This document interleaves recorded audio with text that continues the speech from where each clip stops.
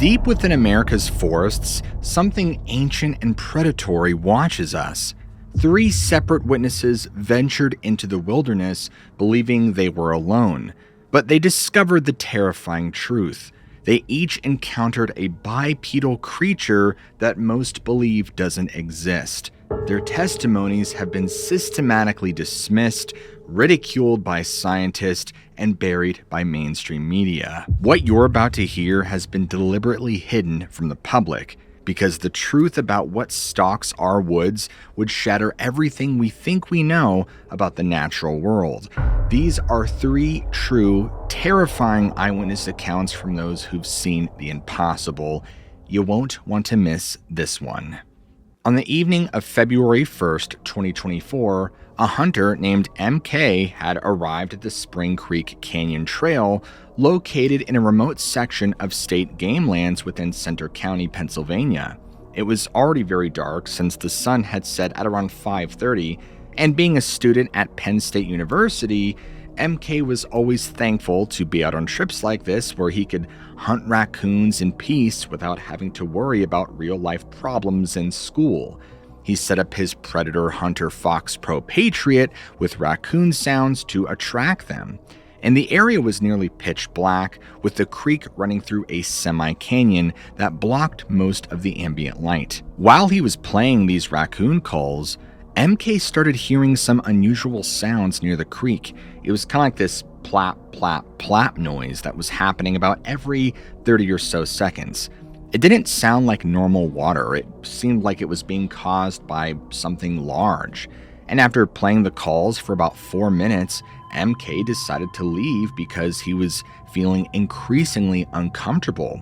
While walking back toward his vehicle, he stopped to shine his spotlight toward the creek, and he caught a glimpse of what looked like a black silhouette on the opposite bank before it disappeared into the brush. At the time, he dismissed it as his imagination or that maybe he was simply overreacting. And shortly after leaving, he pulled over at the fish hatchery entrance and stepped out of his truck to retrieve his phone from his vest pocket. Suddenly, a small stone came out of nowhere from the darkness, and the rock hit the ground right near his feet and kind of skittered right under his truck. MK immediately dove back into the front seat of his truck and quickly drove away. And that was the first moment he realized that something might have been stalking him, though he wasn't sure what. Now, even after those experiences, MK eventually dismissed them and returned to the game lands on February 19th, nearly 3 weeks later. This time, he went to a different section altogether, the southwestern side that you access via Rock Road, and he parked at a roadside pull-off around 5:20. It was in the mid to low 20s Fahrenheit, overcast, no wind, and he crossed the foot-deep Spring Creek wearing chest-high fishing waders. He entered the thick forest and began broadcasting predator calls. He didn't observe any animal activity, so he decided to head back toward the creek. Along the way, he discovered a small animal trail that roughly paralleled the waterway. And by 6:10, almost all the daylight was gone since the sun had set at roughly 5:51. The forest canopy blocked what little ambient light remained. Once he reached a location with a small bridge and exposed rock face, the ground cover was very sparse. But the pine canopy above was extraordinarily dense. He was standing beside this rock face when he turned west to head back along the creek, and the darkness was really starting to make him feel anxious. After passing the rock face, he heard a single solid wood knock at what would be his 8 o'clock position, and he described the sound as a bat giving a tree a nice firm tap. Despite feeling nervous, he just continued walking, trying his best to stay calm. He had encountered bears before, and he knew that running would simply trigger a predator response, so he kept his cool. And he pulled out his spotlight and began scanning the forest around him, and then he heard something slowly and surely paralleling his path. He could hear ice and twigs crunching beneath what sounded like deliberate footsteps, and the sound was coming from the direction of the wood knocking. And he kept turning to look behind him with the spotlight, and at one point, he caught a brief glimpse of something large and upright that would disappear behind a tree. And so, quickly thinking, he pulls out his phone, calls his friend, and he's like, "Get your AR and get your butt out here now. This is nuts." And his voice the entire time was just cracking with fear. And of course, his friend initially laughed, but then realized how serious MK sounded. At this point in the situation, MK was basically trapped at a creek choke point with thorn bushes all around, because going forward would force him deeper into the forest, and turning back meant facing whatever animal was following him. So he was standing with his back to these thorns, facing south into the darkness, with his shotgun in one hand and his spotlight in the other, his phone on speaker in his vest. While scanning the forest with his spotlight, the light caught something. It was standing just 40 yards away, partially concealed behind a pine tree, and MK would later compare its face to King Kong, but with a sharper nose and less flared nostrils. The medium gray skin had this wispy, lighter gray hair around the face, and even the head wasn't cone-shaped, but sloped and rounded like a human's, with this tuft of hair on top and what even looked like a hint of a receding hairline. There was little to no eye shine despite direct spotlight on its face, and the jaw was not sharp like a human's, but it was more rounded with a kind of blocky chin. And this thing was also massive in its arms and shoulders. It looked absolutely jacked. And after those brief seconds of eye contact, this thing just retreated behind the tree, and MK was freaking out on the phone with his friend, and he forced himself backward through the thorny brush toward the creek, struggling through the entangling brambles to reach the waterway. He was relieved that he didn't get torn up too bad by the thorns, and he splashed his way across the shallow creek to the opposite bank, and then scrambled up the embankment to Rock Road, and quickly retreated to his vehicle and got the heck out of Dodge. He realized at that moment that he was potentially dealing with some sort of alpha predator, and he fled the area and abandoned any hope of returning. But not long after this incident, not knowing where to turn, he reported this to a Bigfoot researcher named Benjamin. And Benjamin made some interesting observations about MK during their discussion. The first being that MK came across as earnest and very credible, that he had no history of making false reports or seeking attention, and he'd been visiting these specific game lands since January. Secondly, the investigator who interviewed him was actually familiar with the location. He had lived in the area for 2 years and had explored the exact spot where the sighting had occurred. The environment was perfectly suited to conceal a large, undocumented species. It's part of the ridge and valley region of the Appalachians, specifically the Northern Limestone Valley ecoregion. Interestingly, the area had also been recently stocked with 400 pheasants that hunters mysteriously couldn't seem to locate. Benjamin believed that the local Bigfoot population migrated from the ridges to the lowlands in winter because the lowlands simply provided abundant food, water, and shelter. But to make matters even stranger is that this wasn't the first report from the area. Another sighting had occurred at nearby Bald Eagle State Park in 2020, just 10 minutes away from the current encounter location. The area is connected to vast northern wilderness, including Black Moshannon State Park and additional game lands. Is it possible that what MK encountered that night was something that's been hiding away in the wilderness of North America, or was it simply a fabrication? The case remains open as one of Pennsylvania's most detailed recent encounters. At approximately 11:30 p.m. on October 20th, 2024, a 39-year-old Army combat engineer veteran named Lacey the Boy was sitting around a campfire with his brother Michael Eagleman, Michael's wife, and Lacey's girlfriend at a secluded picnic area on Montana's Rocky Boy Reservation. This spot was very familiar to all of them. It was basically just a clearing surrounded by forest, but the vegetation wasn't too thick, making it the perfect place to relax under the clear Montana night sky. Earlier that evening, the four of them had decided to drive out to this informal picnic area on Sandy Creek Road. When they had arrived, they noticed some trash and beer bottles scattered around, but that was pretty normal for the spot. And so Michael and Lacey just immediately began gathering wood to build a campfire while the women stayed near the truck. Both Lacey and Michael had watched a lot of episodes of Finding Bigfoot, and they thought it might be fun to try some of the techniques they'd seen on the show.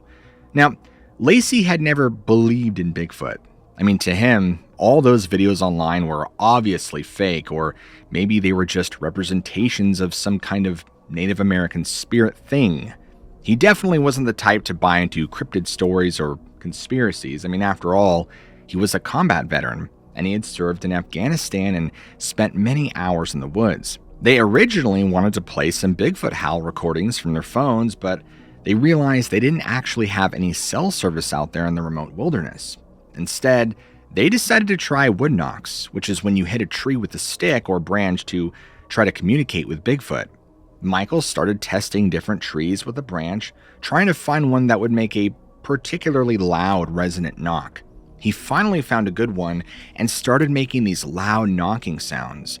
They were just having fun with it, not actually expecting anything to happen. But within about a minute of Michael making these knocks, something completely unexpected occurred. Up ahead on the hillside, they both noticed eye shine. Two sets of bluish-white eyes that almost seemed to glow in the darkness, roughly 25 feet away from where they were standing. Now, Lacey and Michael were curious but not really alarmed.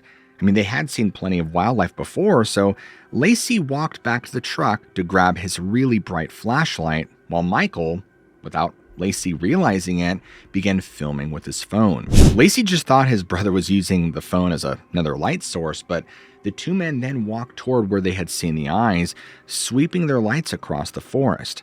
At first, they found nothing there, and they were about to dismiss it as just some deer or other animal. But then, they heard the distinct footsteps and the snapping of branches further up the slope. Lacey then pointed his powerful flashlight beam in that direction, and standing there, partially hidden behind a tree but clearly visible in the flashlight beam, was what could only be described as a Bigfoot. Lacey froze in place, unable to process what he was seeing, and he best described it as a huge black gorilla, but that it also looked like a man. It was massive, 8 to 9 feet tall, black skin and hair all over its body, but the strangest part was that the hair appeared combed and clean, like the thing took care of itself.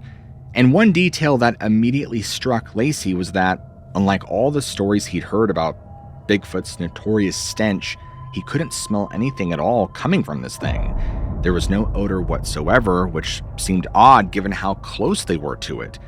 And its physique was unlike anything he'd ever seen. You could clearly make out its six-pack abs, a huge chest, and its massive arms.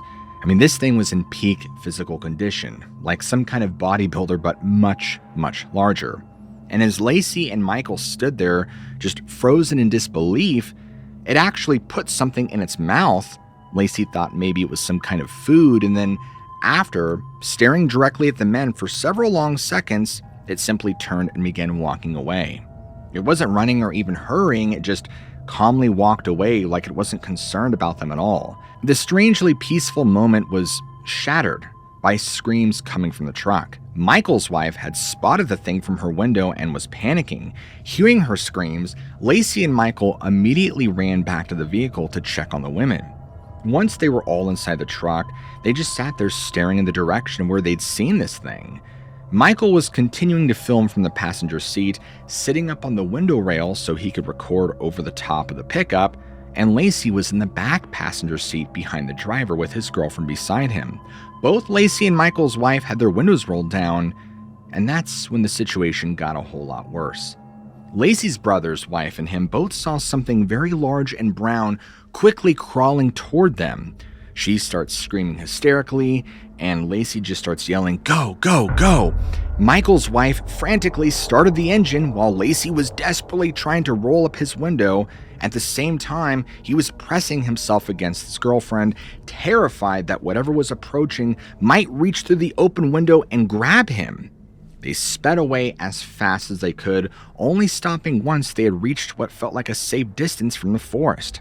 There, everyone still shaking from the adrenaline, they tried to rationalize what had just happened, thinking, did we really just see that? Now, the video Michael had captured was their only evidence, and until they reviewed it together, Lacey hadn't even realized his brother had been recording the entire time. The group was hesitant to share it because they were worried about being ridiculed.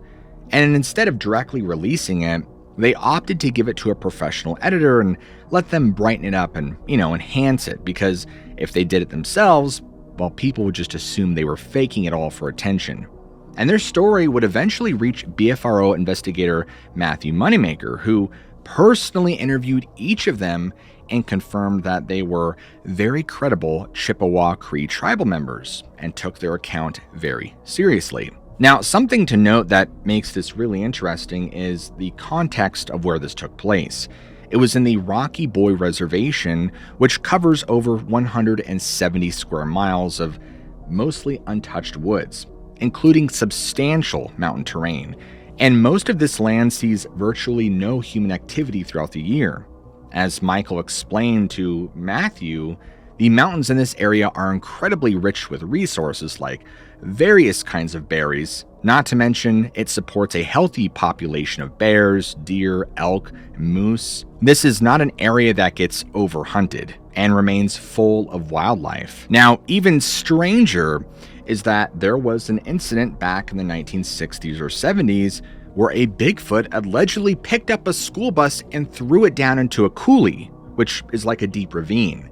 The event was significant enough to be reported in newspapers at the time, and interestingly, Michael's grandfather had actually been a child on that very bus when it happened. The video, though difficult to see clearly, was authenticated by multiple witnesses who saw the creature much more distinctly in person. And as for Lacey, he stands by the fact that even after going to war in Afghanistan, he had never been more frightened in his life than he had that night standing in front of that thing. At around 2:15 in the morning on November 8th, 2024, a woman who worked in food service at a local prison was driving down a deserted mountain road in Buchanan County, Virginia.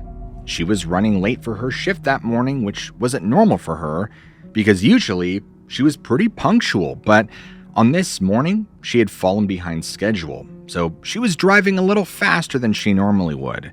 And the road she was on was called Page Road, and it ran right near the main gate of these abandoned coal mines. This was a route she knew very well because she drove it 4 or 5 days a week at this exact same early hour. Her job required her to leave home before 2 to get to the prison kitchen on time to start preparing breakfast for the inmates. But before working at the prison, she had actually been an Army supply specialist, so she was very disciplined and very observant.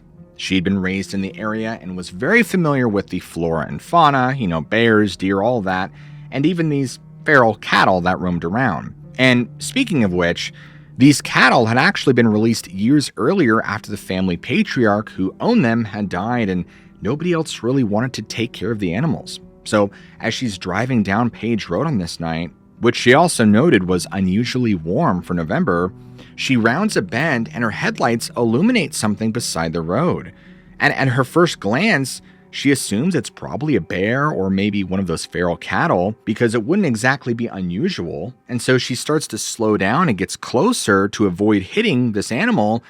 And she starts to realize that there's many things about it that aren't right. That what she thought was a bear clearly isn't a bear, and it's definitely not a cow. And now at this point, she's roughly about 20 feet away from this thing, and she can see it clearly in her headlights. What she's looking at is this massive figure that's in a kneeling position. And it's clearly on 2 legs, and she could see its knee joints. And it's looking over its shoulder while holding a part of some brush with its hands, and it appears to be hunting 2 deer that are about 20 yards away from it.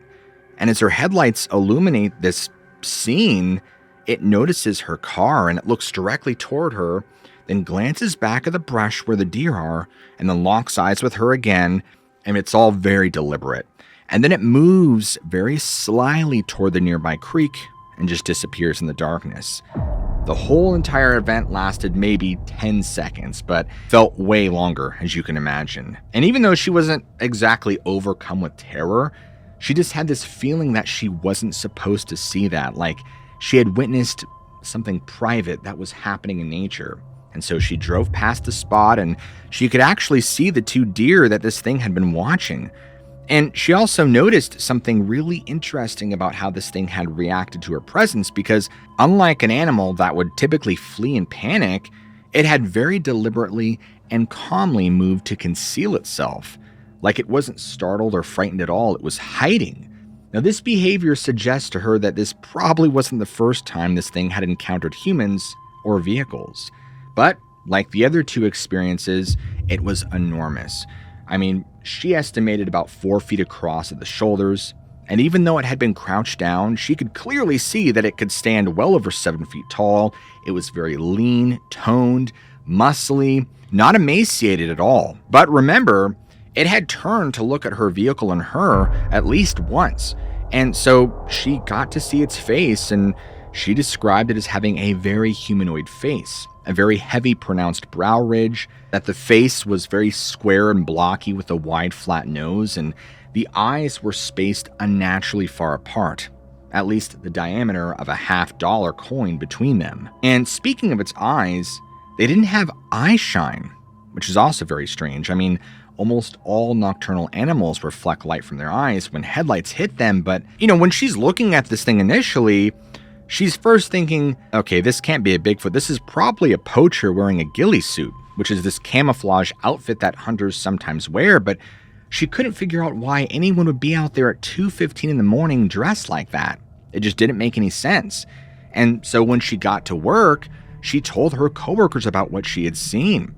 But instead of laughing at her or thinking she was crazy, because remember, she didn't just outright say like, oh, I saw Bigfoot. She just was like, yeah, I had this weird experience on my way to work, and I saw this, maybe a hunter in a ghillie suit, I don't know. And they began to ask questions about the location, and some of them made comments like, yeah, there's weird stuff out there in the woods, which suggested to her that this wasn't the first unusual sighting around here. Now, later on, this woman revealed that many people in the area actually do discuss Sasquatch or Bigfoot-like creatures, but they don't formally report it. In fact, her grandparents even used to call it the woolly booger and would use stories about it as a warning to keep children inside at night. Now, we'd come to find out later on that her own mother had even reported seeing a Sasquatch near their family home in Whitewood, Virginia. Now, not long after her experience, she eventually submitted it to the BFRO, or Bigfoot Field Researchers Organization, and wouldn't you know it, Benjamin, the same investigator who had interviewed MK, also interviewed her for hours. And after talking with her, he determined that her account showed remarkable internal consistency, that these specific anatomical details she mentioned, like the knee joints, the brow structure, and the eye spacing, were things that would be unlikely for someone to make up if they were just fabricating a story.